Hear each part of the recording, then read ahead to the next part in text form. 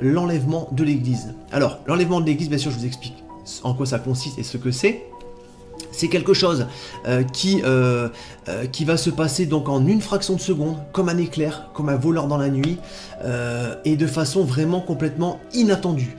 Cet enlèvement de l'Église, en fait, c'est tout simplement le peuple qui aura cru en Jésus-Christ, qui aura fait de Jésus-Christ son Seigneur, son Sauveur, qui aura prié, qui aura aidé son prochain, qui se seront convertis, vraiment le peuple bouillant, le peuple vraiment des gens de foi.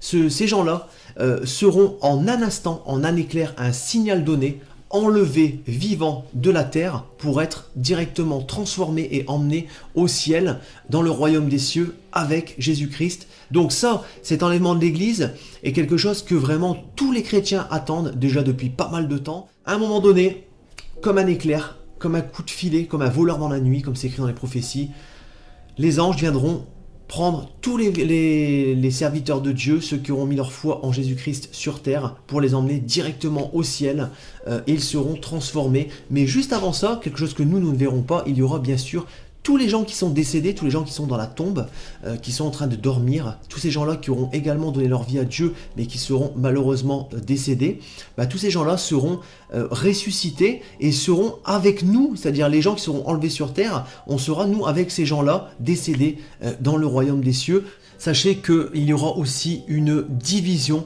que ce soit dans les couples, mais aussi dans les amis. Par exemple, on peut lire à Luc, chapitre 17, verset 34. « Je vous le dis, en cette nuit-là, de deux personnes qui seront dans un même lit, l'une sera prise, l'autre sera laissée. De deux femmes qui moudront ensemble, l'une sera prise, l'autre laissée. De deux hommes qui seront dans un champ, l'un sera pris et l'autre laissé. » Alors sachez que voilà, il y aura une division dans le sens où voilà, il y aura des gens qui auront suivi Jésus-Christ. Par exemple, vous êtes avec votre collègue, vous avez la foi, vous suivez Jésus, votre collègue non, lui restera, vous serez pris.